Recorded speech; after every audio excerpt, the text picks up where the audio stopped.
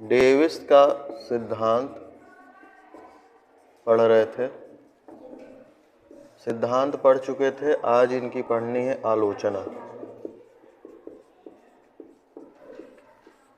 आलोचना मतलब होता है उनकी कमियां बताना, क्रिटिसिज्म। एक शब्द होता है समालोचना, एक शब्द होता है आलोचना। तो समालोचना में क्या करते हैं, कुछ विशेषताएं बताते हैं, अच्छी बातें भी, फिर उनका क्या करते हैं, निगेटिव चीज़ें बताते हैं, पॉजिटिव निगेटिव, लेकिन आलोचना में केवल आलोचना करते हैं। तो डेविस के सिद्धांत की आलोचनाएं क्या क्या हैं? तो सबसे महत्वपूर्ण आलोचना, जो सबसे प्रथम आलोचना है, पहली बात कि डेविस का जो सिद्धांत है आधारभूत सिद्धांत है।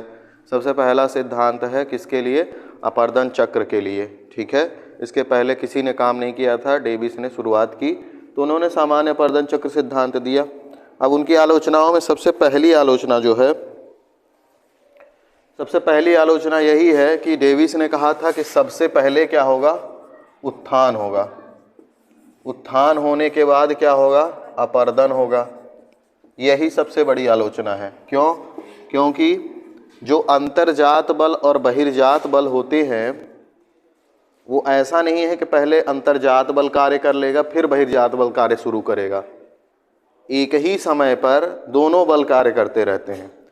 तो जैसे जैसे उत्थान होता रहता है वैसे वैसे अपर्दन भी शुरू हो जाता है। उत्थान जब अपर्दन यह वेट नहीं करता है कि उत्थान एक बार हो जाए फिर मैं अपर्दन शुरू करूं। नदियाँ, अगर कोई नदी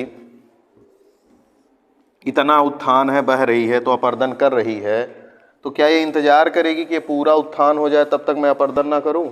ऐसा नहीं होता है। तो यही सबसे बड़ी आलोचना हो गई पहली, कि इन्होंने कहा था कि सबसे पहले उत्थान होगा फिर अपर्दन का कार्य क्या होगा? शुरू होगा, लेकिन ऐसा नहीं होता है। उत्थान के साथ ही अपर्दन का कार्य क्या होता रहता है?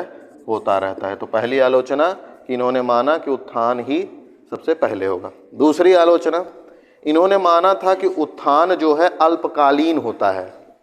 उत्थान क्या होता है? अल्पकालीन होता है। अल्पकालीन का मतलब है कम समय में ही उत्थान हो जाएगा। कम समय में ही क्या हो जाएगा? उत्थान हो जाएगा। लेकिन उत्थान या जो अंतर्जात क्रियाएं हैं, उत्थान मतलब समझिए कि पर्वत का निर्माण, वह छोटे मोटे समय में 1-2 साल में, 3 साल में, 10 साल में नहीं होती है, वो बहुत दीर्घकालिक क्रियाएं हैं। ठीक है, तो उत्थान अल्पकालिक क्रिया नहीं है। यह कैसी क्रिया है? दीर्घकालिक है। दूसरी आलोचना यह हो गई। तीसरी आलोचना क्या है इनकी?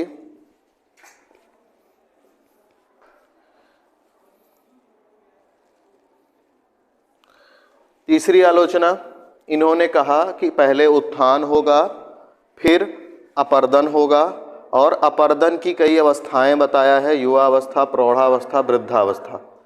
लेकिन इन्होंने ये नहीं बताया कि जब अपर्दन हो रहा है तब उत्थान होगा कि नहीं। पहले उत्थान बता दिया कि उत्थान हो गया है, फिर उसके बाद अपर्दन हो रहा है, अपर्दन की अवस्थाएं बताया। लेकिन जब अवर्तन की अवस्था बताए हैं तब इन्होंने कभी ये नहीं कहा कि अपर्दन जब हो रहा है तब भी उत्थान होगा कि नहीं होगा, जबकि ऐसा होता है। क्या जरूरी है? मान लीजिए कोई यह क्षेत्र है, इसका अपर्दन हो रहा है ना, उत्थान हो चुका है एक बार, फिर अपर्दन हो रहा है, हो सकता है कि यह भाग इतना अपर्दित हो जाए, ठीक है, लेकिन हो सकता है कुछ समय बाद इसमें उत्थान हो जाए तो फिर इसका ऊंचाई बढ़ जाए। तो अपर्दन चलता रहे, उत्थान भी चलता रहे, ऐसा होता है। लेकिन डेविस ने ऐसा नहीं माना था। डेविस ने क्या कहा था कि सबसे पहले उत्थान होगा फिर अपर्दन होगा, और अपर्दन चक्र की कई अवस्थाएं हैं, इन अवस्थाओं के दौरान कोई भी उत्थान नहीं होगा, जो कि बात गलत है। उत्थान होता है, अपर्दन की अवस्थाओं के दौरान भी क्या होता है? उत्थान होता है। ठीक है, तो तीसरी आलोचना कि अपर्दन की जितनी भी अवस्थाएं थी उसमें भी उत्थान हो सकता है। अगली आलोचना क्या है?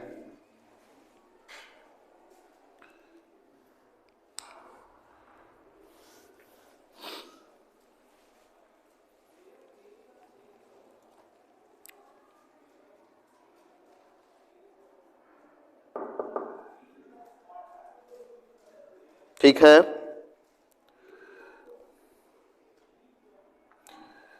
ये इनके सबसे बड़े आलोचक पेंक थे, जिनका अगला सिद्धांत हम लोग पढ़ेंगे। डेविस के आलोचक क्या थे? पेंक थे। तो उन्होंने, जैसे इन्होंने एक शब्द दिया था ना, उसको त्रिकट कहते हैं। क्या कहते हैं? त्रिकट। जो बताए थे कि जो स्थल रूप है किसका? डेविस का। ये डेविस ने क्या कहा था कि जो स्थल रूप है संरचना, प्रक्रम और अवस्था का प्रतिफल होता है। ठीक है, यही बताए थे। तो इसको इन्होंने चेंज किया। किसने? पेंक ने। पेंक ने ये सब आलोचनाएं में पेंक ही दिए हैं, बहुत सारी आलोचनाएं। जितनी आलोचनाएं हैं ज़्यादातर आलोचनाएं किसने की है? पेंक ने, क्योंकि इन्हीं की आलोचना करके उन्होंने अपना एक सिद्धांत दिया जिसमें इन्होंने जितनी आलोचनाएं की थी उसको सुधार दिया। ठीक है, तो पेंक ने भी अपना एक त्रिकट दिया। त्रिकट, त्रिकट दिया क्या? कि जो स्थल रूप होता है वह, जो स्थल रूप है वह उत्थान की अवस्था, उत्थान की अवस्था, उत्थान का दर तथा निम्नीकरण, निम्नीकरण का क्या होता है? प्रतिफल होता है। ठीक है, तो डेविस ने कहा था कि स्थल रूप संरचना प्रक्रम अवस्था का प्रतिफल है। ये स्टेटमेंट है, डायरेक्ट ऐसे ही भी पूछ सकते हैं। और पेंक ने क्या कहा था कि स्थल रूप उत्थान की जो अवस्थाएं हैं, है ना, और उसी समय जो उत्थान की दर है, और जो निम्नीकरण, निम्नीकरण मतलब अपर्दन साथ में हो रहा है। ठीक है, तो अभी बात करेंगे पेंक ने क्या कहा था। तो ये कि ये आलोचना हो गई, मतलब आलोचना क्या, ये आलोचना नहीं कहेंगे, ये इसी में आएगा, इस वाले में, इसी में इसको मेंशन कर सकते हैं। अगली आलोचना जो चौथी है, डेविस ने ढाल पतन सिद्धांत दिया था। ढाल पतन, है ना, लेकिन पेंक ने कहा कि ढाल पतन नहीं होगा, क्या होगा? ढाल प्रतिस्थापन, ढाल प्रतिस्थापन सिद्धांत दिया। जो कल बताए थे कि ढाल में पतन होता है, उसको पेंक ने कहा कि ढाल पतन नहीं होगा, ढाल प्रतिस्थापन होगा, जो कि ज़्यादा वैज्ञानिक सिद्ध हुआ है। एक है शोरले एवं हैगेट। अभी तक जितने पढ़े हैं ये सब किसने आलोचना की है? पेंक ने की है। जितनी आलोचनाएं अभी तक पढ़ा है हमने, 4 आलोचनाएं पढ़े, चारों पेंक ने किया है। अगले हैं भूगोलवेत्ता शोरले एवं हैगेट। ये भूगोलवेत्ता का नाम है। शोरले एवं हैगेट ने कहा कि जो डेविस का सिद्धांत है वो बहुत ही सामान्य है, बहुत ही जनरल है, बहुत ही आसानी से बता दिया है, जबकि अपर्दन की क्रिया इतनी आसान नहीं होती है। ठीक है, तो इन्होंने कहा कि बहुत ही सामान्य है सिद्धांत, बहुत ही सामान्य सिद्धांत है। कौन सा? जो डेविस ने दिया है। ठीक है, अगले हैं,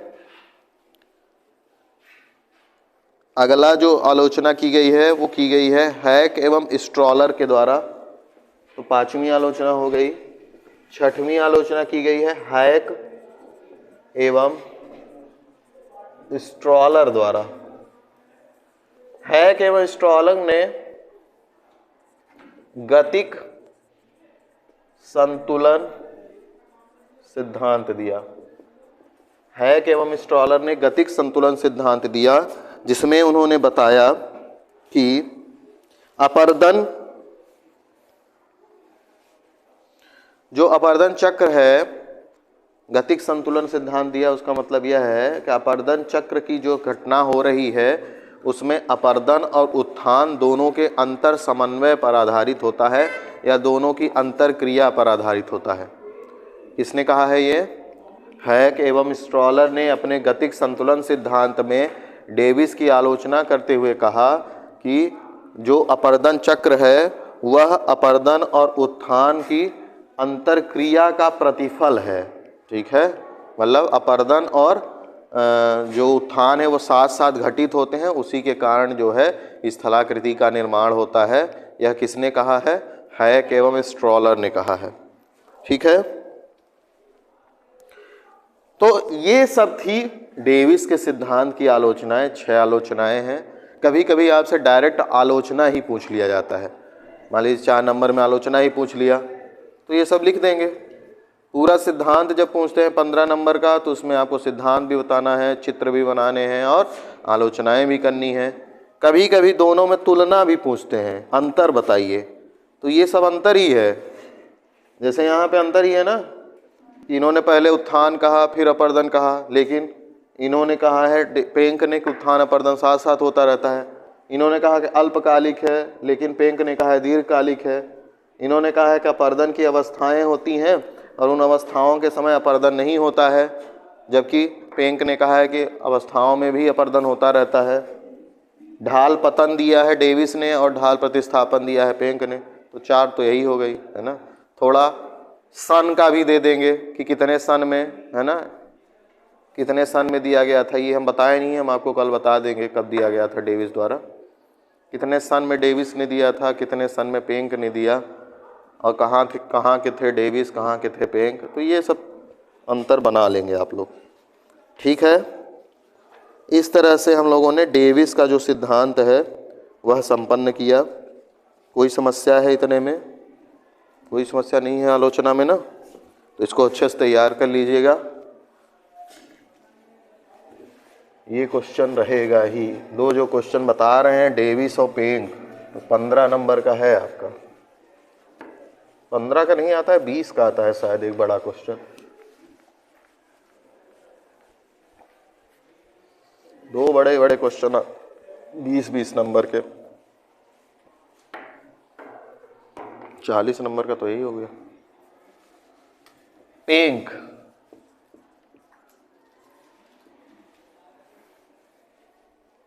पेंक का अपर्दन चक्र सिद्धांत। पेंक ने भी अपर्दन चक्र पर क्या दिया? सिद्धांत दिया। और इनका जो मुख्य सिद्धांत देने का आधार रहा वह डेविस का ही सिद्धांत था। डेविस के ही सिद्धांत का अध्ययन किया, जो उस सिद्धांत में कमियां थी उनको सुधार दिया और उस कमियों को सुधार करके एक नया सिद्धांत दिया। ठीक है, जो ज़्यादा वैज्ञानिक था।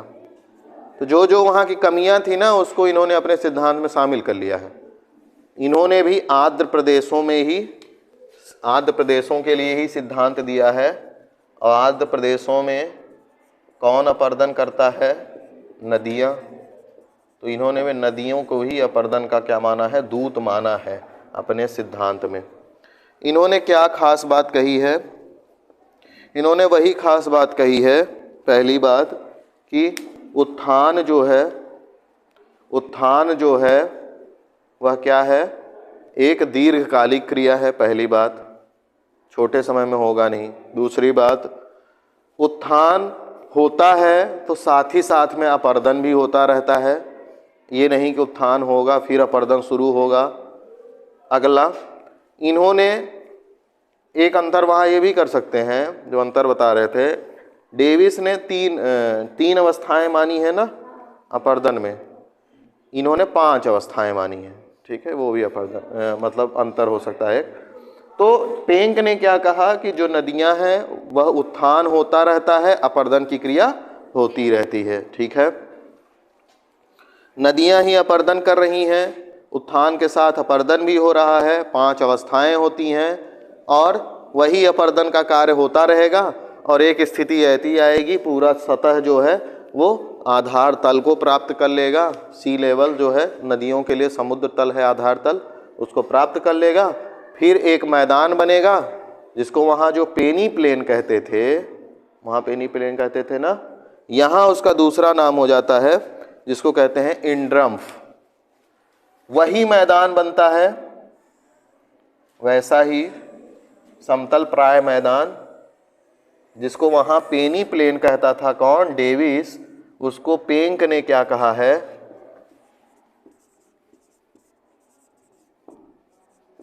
इंड्रम्प, क्या कहा है? इंड्रम्प। और जो वहां पे कुछ भाग बचे रह जाते थे उसको डेविस ने क्या कहा था? मोनेडनॉक। इसको इन्होंने कहा है इंसेलबर्ग, इंसेलबर्ग।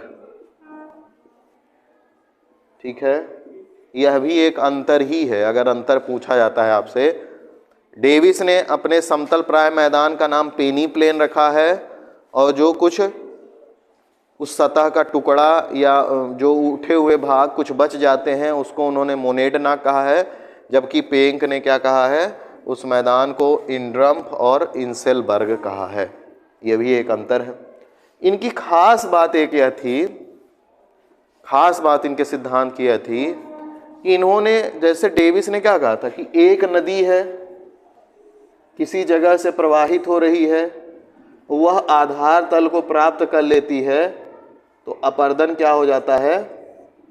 क्या हो जाता है? समाप्त हो जाएगा, रुक जाएगा। लेकिन पेंक ने कहा कि ऐसा नहीं है। नदियां जो हैं केवल उनके, एक जो नदी होती है उसकी कई सहायक नदियां होती हैं। नदियों की सहायक नदियां होती हैं ना, बहुत सारी नदियां जो हैं एक नदी में क्या होती हैं? मिलती रहती हैं, है ना। एक मुख्य नदी होती है, उसकी क्या होती हैं? सहायक नदियां होती हैं। जैसे गंगा की सहायक नदी कौन कौन सी हैं? सोन भी गंगा की सहायक नदी है ना। और क्या है? यमुना है, बहुत सारी नदियां हैं, अगर पढ़ेंगे आप लोग तो मिल जाएगा। तो जो मुख्य नदी है उनकी सहायक नदी है। डेविस ने क्या कहा था? डेविस ने यह सहायक नदियों की बात ही नहीं की थी, केवल उसने नदी की बात की है, नदी मतलब मुख्य नदी की। लेकिन पेंक ने क्या कहा कि अपरदन चक्र तभी समाप्त होगा जब मुख्य नदी के साथ साथ जितनी उसकी सहायक नदियां हैं सब आधार तल को प्राप्त कर लें। मतलब कि मुख्य नदी के साथ सहायक नदियां भी हैं तो वह भी तो अपरदन कर रही होंगी। तो समतल प्राय मैदान तब बनेगा जब सारी नदियां अपने आधार तल को क्या करेंगी? प्राप्त कर लेंगी। मुख्य नदी के साथ साथ उसकी सहायक नदियां भी आधार तल को प्राप्त कर लेंगी, तभी क्या बनेगा? इंड्रम्फ बनेगा। यह जो समतल प्राय मैदान है इंड्रम्फ बनेगा। बात समझ पा रहे हैं कि नहीं? क्या? जैसे एक मुख्य नदी करती है अपरदन, वैसे ही सारी नदियां करेंगी।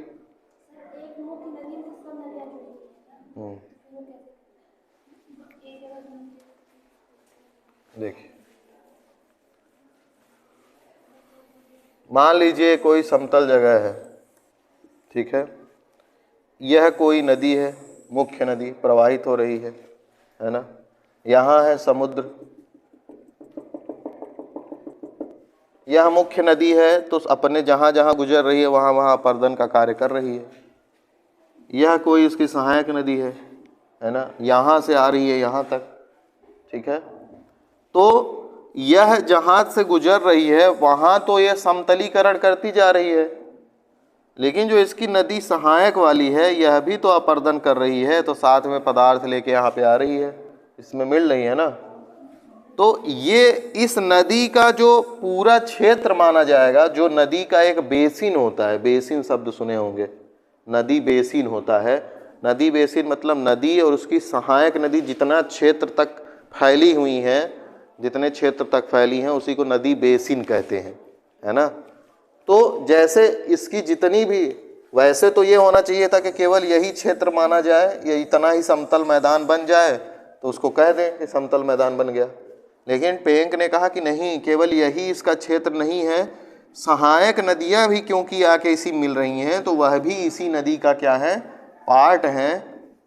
तो जब तक सब में क्या हो नहीं हो जाएगा, अपरदन चक्र पूरा नहीं हो जाएगा, तब तक मैं यह नहीं मानूंगा कि इस नदी का अपरदन चक्र समाप्त हुआ है। बात समझ रहे हैं कि नहीं?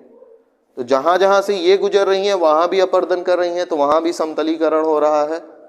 ये गुजर रही है वहाँ भी समतलीकरण कर रही हैं। तो जब सारी समतलीकरण कर लेंगी तो सारा मैदान एक बराबर हो जाएगा ना, वही इंड्रम्प है। ठीक है, समझ में आई बात?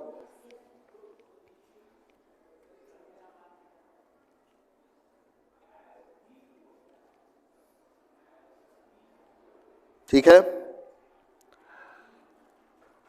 अब जैसे हम लोगों ने पढ़ा था कि डेविस ने भी अपने क्या किया था, डेविस ने भी अपने सिद्धांत में कई अवस्थाएं बताई थी, वैसे ही पेंक ने भी अपने सिद्धांत में अवस्थाएं बताई हैं। तो इन्होंने 5 अवस्थाएं बताई हैं, उसका चित्र बना लेते हैं। इसमें चित्र ही महत्वपूर्ण है। चित्र भूगोल में कई बार बोल चुके हैं कि चित्र बना लेंगे तो उत्तर आसानी से कर लेंगे।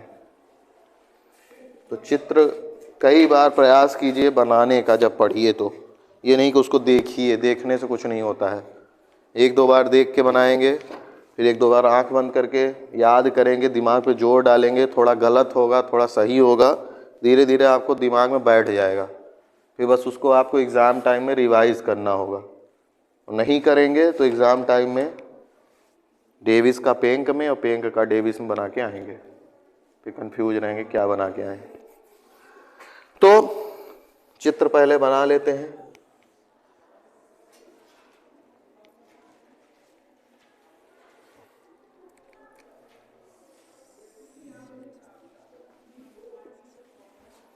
जैसे वहाँ पे दिखाए थे ऊंचाई और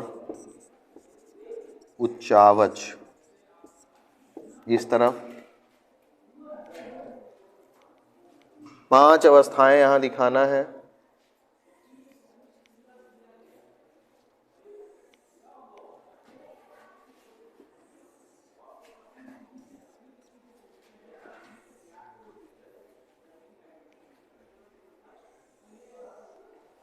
ठीक, प्रथम, द्वितीय, तृतीय, चतुर्थ, पंचम। इसमें पहली और जो तीसरी है, पहली और तीसरी जो अवस्था है, यहाँ तक है ना, यहाँ पे अभी हम बताएंगे कैसे। यहाँ पे अपर्दन, या पहले लिखिए उत्थान और अपर्दन, उत्थान और अपर्दन दोनों होता है पहली से तीसरी तक। और जो चौथी और पांचवी है, यहाँ केवल क्या होता है, अपर्दन होता है। ठीक है, पहले और तीसरी तक उत्थान और अपर्दन दोनों, और चौथी और पांचवी में अपर्दन वश होता है।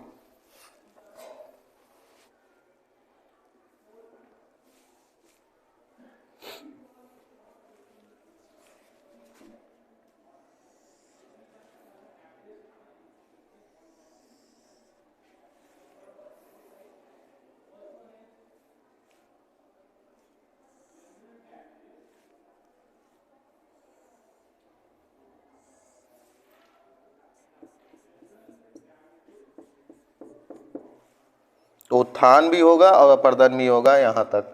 तो अभी बताते हैं कैसे होगा। यहाँ लिखेंगे आप ऊंचाई प्लस उच्चावच में वृद्धि, ऊंचाई और उच्चावच दोनों में वृद्धि हो रही है। इसके बाद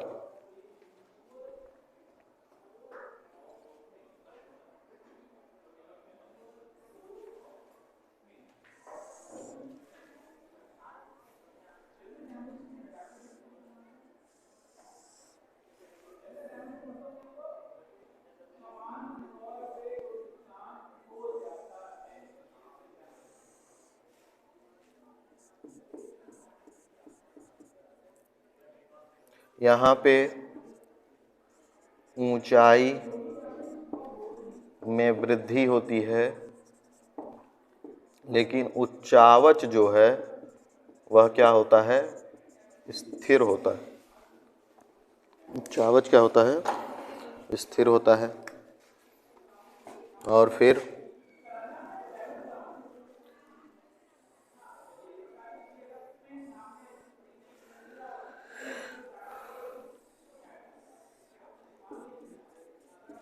यहाँ पे इस तीसरे वाले में ऊंचाई और उच्चावच दोनों क्या होते हैं, स्थिर होते हैं। बताएंगे अभी क्या है ये।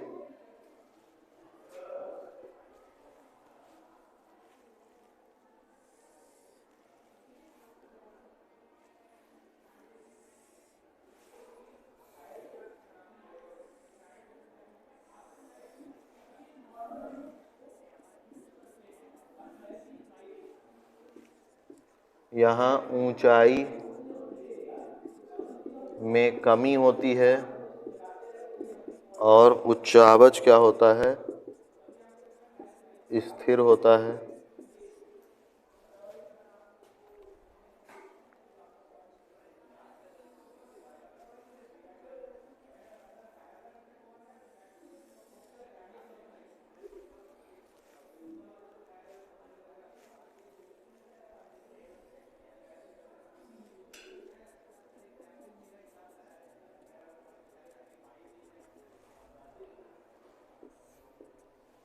यहाँ पे क्रमशः ऊंचाई और उच्चावच में कमी आती जाती है और यही वह फेज है पांचवा जिसमें क्या बनता है, इंड्रम्फ, समतल प्राय मैदान। तो ये है इनका चित्र समझाने का। बन गया, बना लीजिए।